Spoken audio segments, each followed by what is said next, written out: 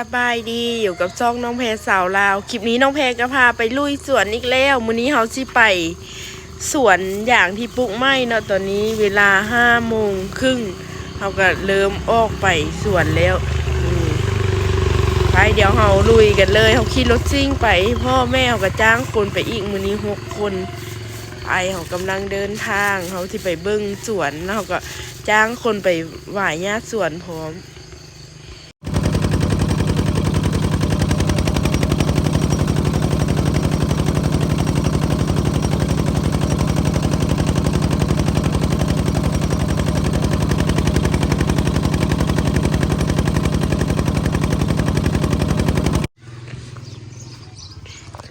อันนี้ก็เป็นตลาดยามมื้อเช้าน้องแพรกับแม่มัน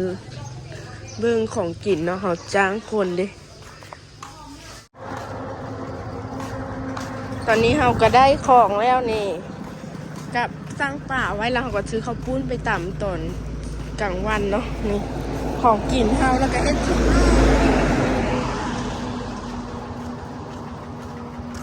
เดี๋ยวนะเพื่อนเก่าคนมาหาเขาอีกเนาะไว้นี่เลย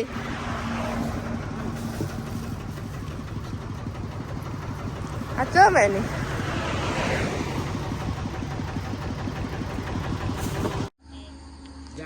ตอนนี้เขาจอดท่าน้ำเพิ่นอยู่ทางเข้าสวนเนาะเพิ่นเอาคนจ้างมาให้นี่เครื่องของเขากระท่าเพิ่นอยู่นี่เพิ่นเก่ารถไถมาเขาจีฟากอันกับนะอันนี้ก็เฮือนพี่น้องเขาจีฟากเฮือนพี่น้องไว้ทางเข้าสวนนี่นะเพิ่นก็ขึ้นรถนำเอาคนจ้างมา6 คนเขากระท่าเพิ่นอยู่นี่แหละประมาณจะเป็นชั่วโมงเพิ่นได้เข้าไปเพราะว่าเขาค่อยๆขับเข้าไป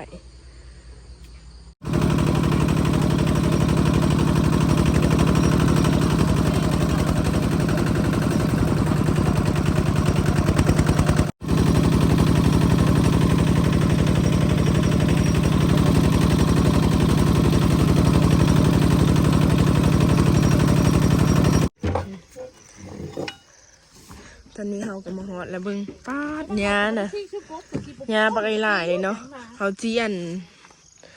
ถางอันนั้นมันออกหวายอันต้นกุกอย่างมันออกแล้วเขาก็สิหญ้าอีกวันนี้ป้าดหญ้าขึ้นบักหลายเลยข้าเจ้าก็เริ่มเห็ดแล้วเนาะเขาสิหวายกุกมันออกนะนี่เห็ดแบบนี้แล้วเขาก็สิฆ่าหญ้าเพราะว่ามันถ้าเขาค้าเข้าไปใกล้ต้นอย่างนี้มันตายนี่เขาก็จ้างคนเอาออกแบบนี้แหละหวายหญ้ามันออกนี่แป๊บเดียวก็น่าจะมือนี้บ่แล้วเขาก็มาอื้นเขาก็มาต้อ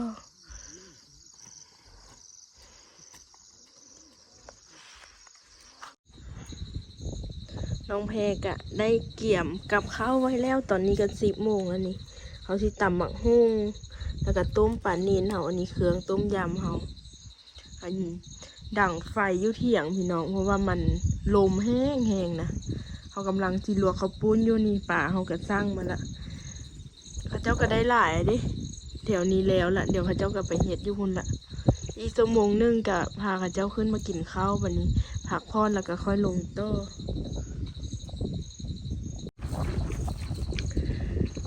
ตอนนี้น้องแพรกำลังต้มปลาลมแห้งเขาจนได้เอาชาติไปบังไว้เนาะเพราะมันพัดหนีหมดแล้วนะมันร้อนนะ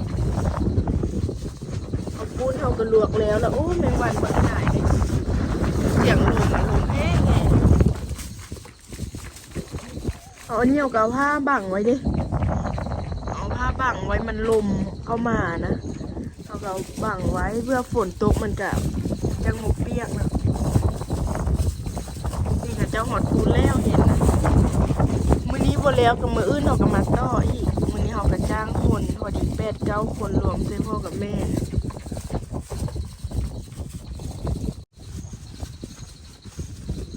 นี่ต้มปลาเขาก็สุกแล้วเดี๋ยวเขาก็สิป่งปะไว้เดี๋ยวก็จักน้อยกับเจ้าก็ขึ้นมา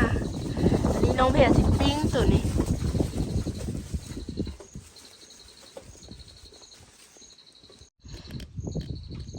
อันนี้เป็นเจียวผักหอมเขาเอาไว้กินกับ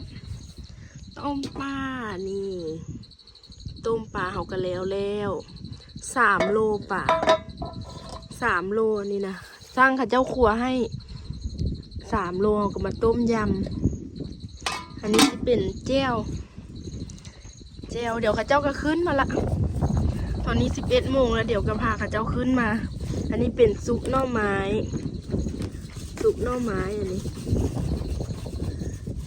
อันนี้ตับเต็มมือสาวนี่เดี๋ยวเราก็สิตำมักหุ่งตำข้าวปุ้นกินก้อนอันนี้ส้มพักอันนี้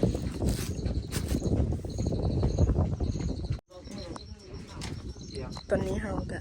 หาพาข้าวแล้วมากินข้าวน้ำกันเนาะอันเลย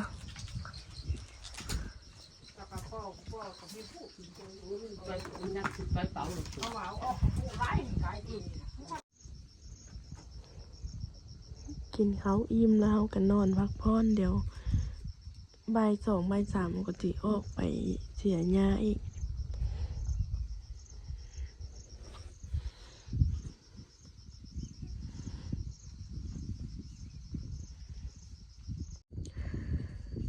กินข้าวนอนพักผ่อนแล้ว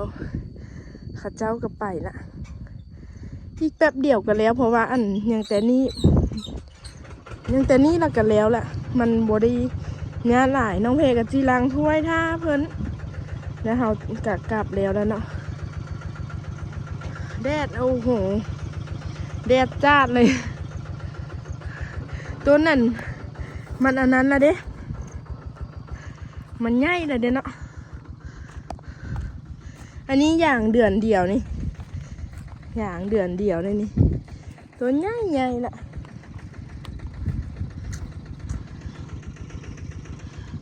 หอดพูนงามบางต้นมันก็ใหญ่สูงบางต้นมันก็น้อย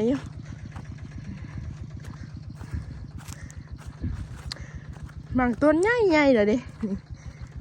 ต้นนี้ก็ใหญ่งามแล้วแบบนี้ต้นใหญ่สูงปาดเกือบซ้ำบนน้องแพเลยเกือบ2 เมตรละเม็ด60เกือบได้1.60 แล้วมั้งสูงเดี๋ยวข้าเจ้าแล้วนี่นะเขาก็พาข้าเจ้ากลับแป๊บเดียวก็แล้วเพราะว่ามันหกอยู่แถวนี้เขาเอาหญ้าออกจากกกอย่างซื่อเขาบ่ได้หวายแบบนี้เขาก็ปล่อยไว้เขาออกจากกกอย่างมันนี่แหละนี่เอาหญ้าออกจากกกมันออกแล้วเขาก็จ้างข้าเจ้ามาคายหญ้าอีกให้มันอันนั้นต้นนี้ก็งามดิต้นนี้สูงง่ายนะเจอปัญหาพี่น้องเอ้ยนี่อย่างรถหัวข้าเจ้าก็จี้แล้วแต่ว่าเฮาอย่างรถแตกอย่างรถหัวนะนี่มันเป็นรอยอยู่เด้มันมีรอยนึ่งอยู่ใส่แล้วมันอยู่แถวนี้แล้วเมื่อกี้นี่เขาเอานั้นคำไว้เดี๋ยวถ้าน้องใหม่กับติ๊กมาเนาะเที่ยวติ๊กวันที่อันนี้คำไว้เที่ยวติ๊กวันที่เอาอันทุบลมมาให้แล้วก็ที่จอดมาให้โอ้ยสัตว์คุณเจกระจงกระเจข้าเจ้าก็สิแล้วแล้วนี่ยังแต่แถวนั้นกันแล้วล่ะ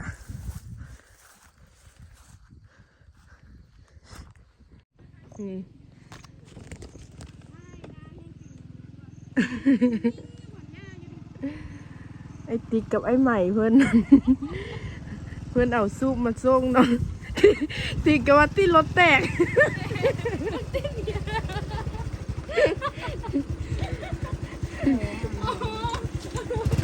เพราะว่า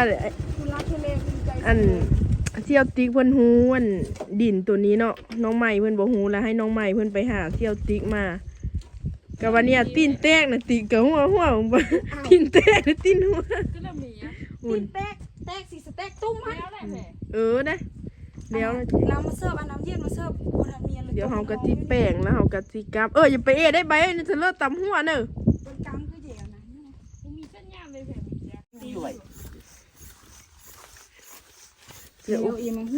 เจออุปสรรค อย่างหัว เสี่ยวติ๊กกับน้องใหม่เพิ่นก็ได้มาส่งเพราะว่าเสี่ยวติ๊กเพิ่นฮู้ส่วนนี้น้องใหม่เพิ่นบ่ฮู้ละหาเพิ่นมาอันมาส่งเนาะนี่คนจ้างเฮาก็แล้วตอนนี้ เดี๋ยวให้กับเจ้ากินข้าวปงข้าวปุ้นแล้วเฮาก็สิกลับบัดนี้ แล้วอันเอาหญ้าสวนออกมื้อนี้นี่ ลมซ้อมมือเลย แบตโทรศัพท์ก็สิหมดแล้วบัดนี้ ได้ปะซื้อเมื่อเลยจักแสนสูบันทึกอยู่เลยจ้ะเนาะเอาติ๊ก อันนี้เลยเก็บพอข้างชวนนี่ลูก ไปบันนี้เฮาซุปติ่นลมรถย่าแล้วเฮาก็กำลังสิกลับบันนี้นี่